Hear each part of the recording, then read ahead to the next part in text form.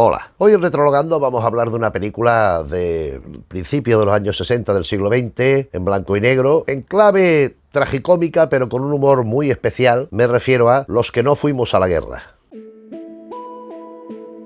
Los que no fuimos a la guerra es una película de 1962, de humor, pero con un humor que deja pozo, con mala leche y con cierta amargura, con guión y dirección de Julio Diamante, en el que fue su primer largometraje.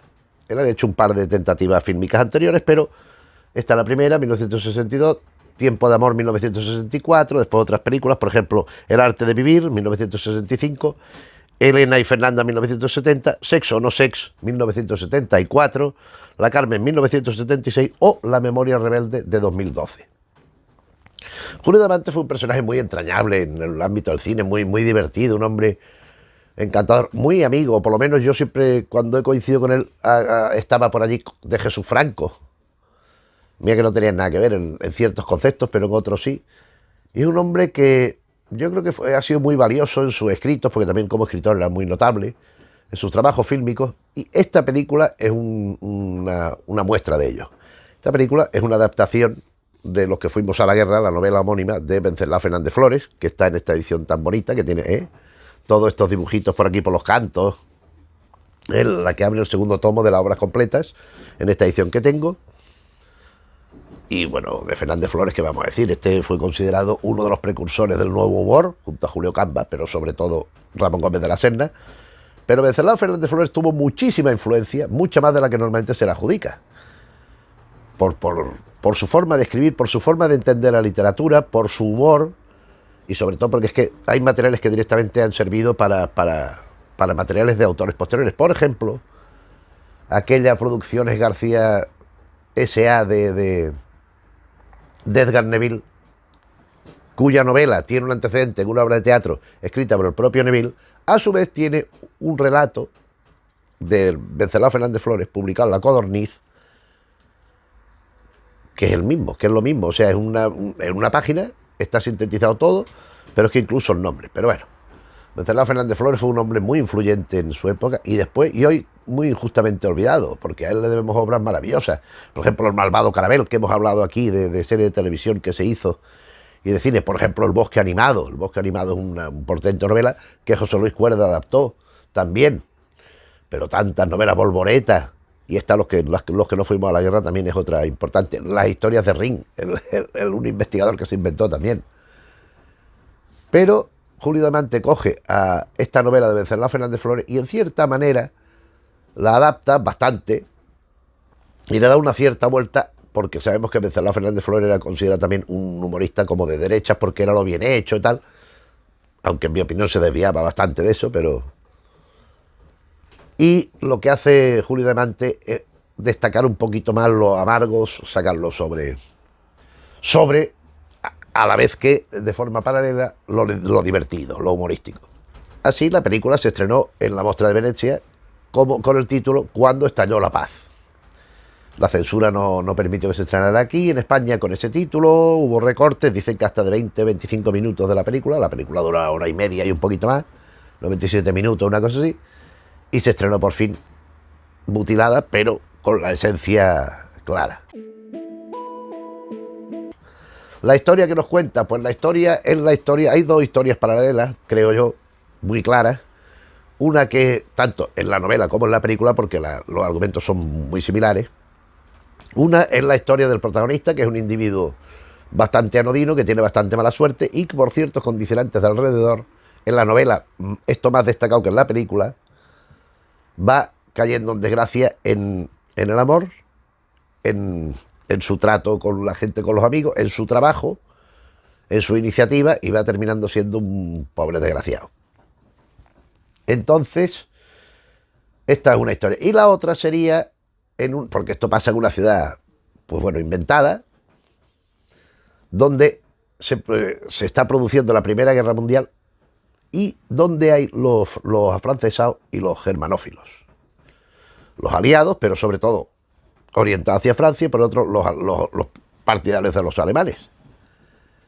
Hasta el punto de que hay dos señores mayores, que ahora cuando diga el reparto diré los personajes, que son el padre del protagonista y el padre de la novia del protagonista, que viven, el protagonista vive en un piso X y la novia vive en el piso de abajo, justamente, las familias correspondientes, claro. Y los padres se iban por la noche a la terraza, o por el día, a leer el periódico, a charlar allí con el botijo y tal. Pero resulta que uno es de cada bando. El padre del protagonista es germanófilo, el otro es francófilo. Y entonces ya en las tertulias en el bar empieza a haber problemas, empieza a haber discusiones, empieza a haber peleas y hay distanciamiento entre ellos por eso mismo. Y en la ciudad se empieza a hablar de que si los germanófilos rechazan a los francófilos a los germanófilos, etcétera, etcétera. Esto empieza a producir problemas.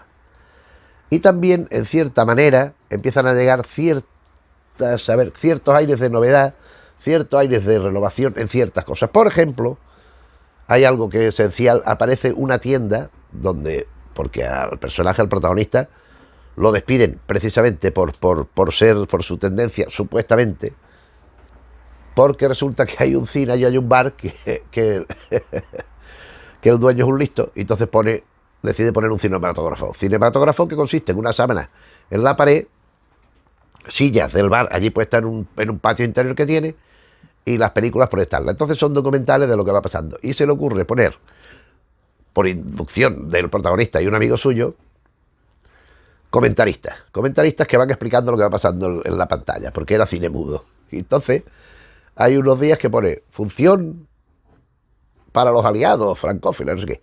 Y entonces van allí la gente y explican, mira, aquí los alemanes huyendo después de una derrota, tal. Y mira aquí qué bien lo pasan en Francia, qué maravilla, qué bueno estar. Y al día siguiente pone función germanófila, a las 9. Y va el otro, que es el protagonista. Aquí los alemanes deciden retirarse estratégicamente para después contraatacar y ser más poderosos y tal. Mira lo decadente que está en Francia, viendo las mismas secuencias de antes, pero abordándolo de otra manera. Y como la novia del protagonista ha ido a ver la película con la madre se ha quedado dormida, van allí a tontear un rato. Se va la novia donde está él comentando y va a tontear un rato. Y entonces él empieza a decir tonterías que no coinciden con lo que está saliendo en pantalla. Y entonces piensan que es anti-germanófilo. Y como el director del banco, o la mayor parte de los que tienen dinero allí son germanófilos, lo echan del trabajo.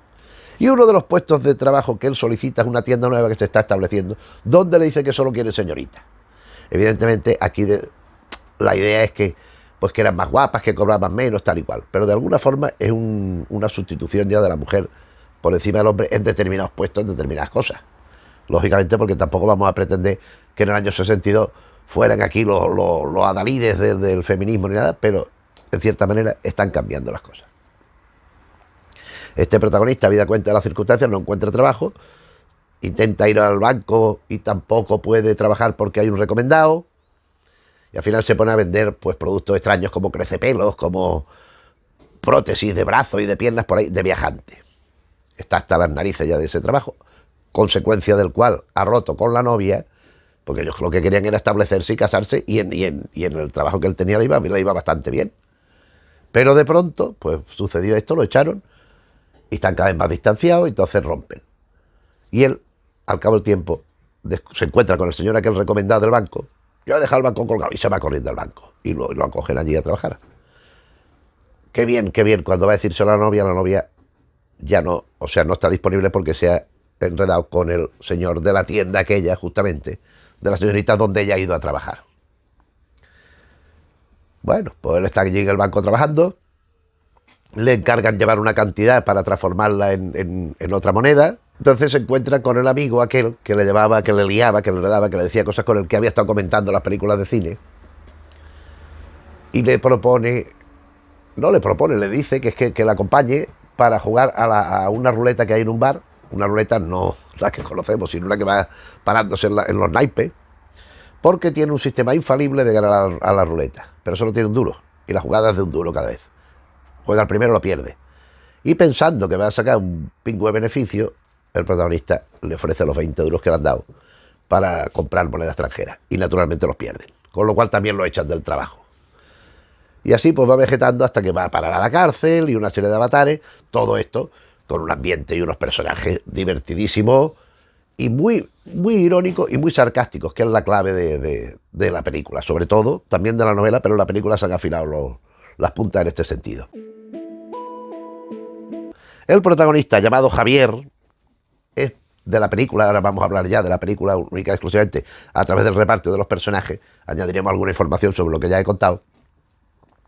El protagonista es Javier. Javier lo interpreta Agustín González, uno de mis actores favoritos, como sabéis, quien seguí el canal, que empieza la película siendo un anciano que va al cine porque está solo, no tiene estímulo en la vida, lo único que le llama la atención es el cine. Pero tiene la mala suerte que era una película de guerra.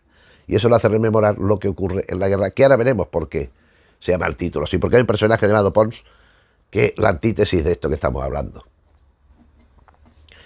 Entonces resulta que pasan es como un flashback, todo lo que ha sucedido, la acción que la lleva a este momento de su ancianidad, y él va a un parque. ¿Y a quién se encuentra en el parque? A la que fue su novia, con 2 nietos. Con un nieto y una nieta, hombre, porque supongo que serán nietos, no serán hijos, porque...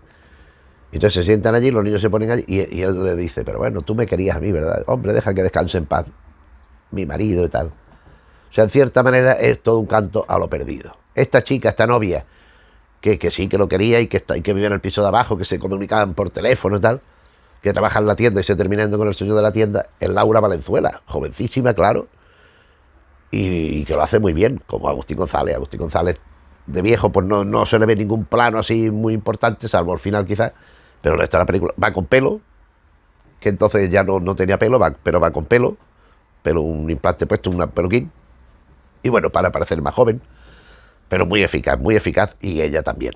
Y después tenemos a Aguilera, que es ese señor que se inventa los enredos, que intenta, que se le ocurre inventarse un sustitutivo de la gasolina. Porque se da cuenta de que cuando uno coge una piel de naranja y la exprime, la piel solamente, sale un liquidito, una gotita, que si uno acerca un encendedor, una cerilla, echan como fuego. Entonces piensa que se puede sustituir a la gasolina. Entonces presenta un gran acto en el bar donde va a hacer oficial su invento, que se ha pasado con el otro, con Javier, toda la noche allí pelando naranja y exprimiendo las cáscaras, y han considerado un botecito, vaso, y aquello no funciona. Le pone una cerilla, observen, es que ello no pasa nada, otra vez, y de pronto, de pronto explota. Después es el que cuenta las versiones francófilas de la historia de la pantalla aquella, y por último es el que se inventa lo de la ruleta, el método que no puede fallar, científico, que naturalmente falla. Y lo hace Juanjo Menéndez. Juanjo Menéndez, como siempre, estupendo, gracioso. Es que Juanjo Menéndez era un gran actor también, y bueno, pues está en su línea. Y después tenemos a Ismael Merlo como Pons. Ismael Merlo, otro inmenso, de los grandes actores que ha habido en este país. Pero este personaje de Pons es el otro lado de la moneda del personaje de Javier, del protagonista. Este Pons, que es francófilo también, como otros, es muy vehemente. Él no tiene nadie, dice que no tiene familia, no tiene nada más que los amigos de la tertulia, y nunca tiene un duro. Pero es muy aspaventoso, muy grandilocuente hablando, y consigue siempre que alguien le invite, por lo general, el supuesto futuro suegro de Javier, que le invita a lo que se está tomando y tal. Y cuando ya hay la guerra, porque cuando empieza la película, la guerra todavía no ha estallado. Empiezan con que Alemania está tomando fronteras, no sé cómo, esto. Y entonces los germanófilos por un lado, los aliados por otro, protestando que esto y lo otro. Y decide ir a la guerra. Y anuncia bombo y platillo que va a ir a la guerra. Pons. Este tal Pons que interpreta, como digo, Ismael Merlo. Yo voy a ir allí, bravo. Entonces hacen colectas para que se pueda pagar el viaje, le regalan cosas para que pueda ir allí, le regalan unos prismáticos, le regalan una tortilla de patatas, le regalan cosas absurdas. Pero en el tren coincide con el entonces viajante Javier, y van sentados uno al lado del otro. No, yo voy allí a pelear, tal, ¿quiere usted un poco de tortilla? No, gracias, tal, bueno, muy bien. Pero es que se lo vuelve a encontrar, hasta 2 veces, y el otro ni está en la guerra ni está en nada, pero es lo que ha vendido. Él lo que está diciendo es que no, es que yo estoy de permiso porque yo iba allí, claro, me cargaba tantos nazis, tantos alemanes, que ya no podía ser porque ahí iba a acabar la guerra yo solo. Entonces, no, tómate un permiso para que puedan venir más. Eso es lo que argumenta él. Ojo, O sea, que mataba tantos alemanes que se iba a acabar la guerra, entonces ya no podía ser. Entonces lo mandaban de descanso. Bueno, es un personaje desagradable, negativo, y que bueno, que hace ese elemento porque esto, en cierta manera, yo creo que la contraposición entre estos dos personajes es lo que justifica el título de la película, puesto que realmente las noticias que tienen en esta ciudad de la guerra mundial, porque no la guerra civil, aunque pueda parecer por el título, se trata de la Primera Guerra Mundial. Pero contra lo que pudiera parecer, vamos, lo digo por las imágenes que se ven los alemanes con el casco ese con el pico aquí arriba y tal. Pero el título se justifica porque, a pesar de esas noticias, pues digamos, superficiales, aisladas, que no tienen mucho sentido, este señor que va a la guerra lo pasa bien, que no va a ningún sitio, pero dice que va. Y es agasajado y tal y cual. Mientras que los que se quedan, los que no han ido a hacer de héroes, la vida les va muy mal. Pero no solo la vida les va muy mal a los que no van a la guerra, sino a la gente, porque normalmente no hay situación bélica. Entonces es un paralelismo con lo que sucede en la vida cotidiana de muchos españoles, que las cosas le van mal, por una razón o por otra. En este caso, porque son los aliadófilos y los germanófilos, llámelo usted como quiera. Pero siempre hay situaciones donde hay conflictos. Entonces, pues la mayoría de la vida de los españoles de esa época era bastante precaria y bastante pesarosa, ¿no? Bastante patética, como es el personaje este. Entonces, el punto de referencia para contraponer la situación del personaje, del protagonista y de los que le rodean, es el que va a la guerra le va bien y a los que no van a la guerra les va mal. Más personajes, pues tenemos al germanófilo, que es el padre de Javier, que es José Isbert, cuyo personaje se llama Don Arístides, que él va allí a su tertulia y le da consejo al otro, hágase germanófilo, no sé qué, con esa voz que tenía, con un bigote, que yo a Pepe Isbert no lo recordaba con bigote hasta esta película. Y bueno, es un germanófilo convencido. Después frente a él está Don Amalio, que es el padre de la novia, de la chica interpretada por Laura Valenzuela, que es Félix Fernández. Félix Fernández era un actor veterano con muy buena presencia, con el Canoso, que hizo muchísimas películas. Por ejemplo, en Los Jueves Milagros, quiero recordar que también aparece por allí. Y es el amigo rival de Don Arístides, de Pepe Isbert. Porque este es el afrancesado, digamos, es el que le paga los cafés a Pons, cuando Pons, perdone, Don Amalio, es que no llevo dinero. No se preocupe, apúnteme, lo de este también lo pago yo, el café con no sé qué. Y el que siempre también es muy buena persona, es un hombre que no, aunque también entran en beligerancias cuando hay el conflicto entre los dos. Porque, por ejemplo, también hay otra situación, porque en el lado de los germanófilos hay un alemán. Entonces decide el del Barlo B, que va por las noches a un sitio, que hace una cosa con uno, y deciden perseguirlo porque piensan que es un espía. Y el que va al frente del grupo que va contra el espía es este. Después la esposa de este señor, es decir, la madre de la muchacha, de Aurora, que es Laura Valenzuela, Julia Cabalba, no tiene mucho personaje, quizás la escena más relevante es cuando se queda dormida en el cine. Después Gracita Morales, que es Eusebia. Eusebia es la criada de la casa de Javier, de los padres de Javier. Al principio la vemos que está tendiendo y se agacha, y están los dos viejecitos, el Pepe Isbert y el otro, y el Félix Fernández, allí mirando, porque le ven las piernas y tal igual. Y después, en un momento de estos de que está pasándolo mal, el protagonista se mete en una especie de baile. Bueno, y donde hay una cupletista, y es ella, Eusebia, que es Gracita Morales. Gracita Morales aquí hace un personaje, yo creo que bastante insólito en su carrera, en tanto como criada, no aporta demasiado, pero la cupletista no es la cupletista graciosa, que se podía esperar. Ella canta pues con su voz, y allí en lo alto una tarima con la orquesta, y él se va a saludarla.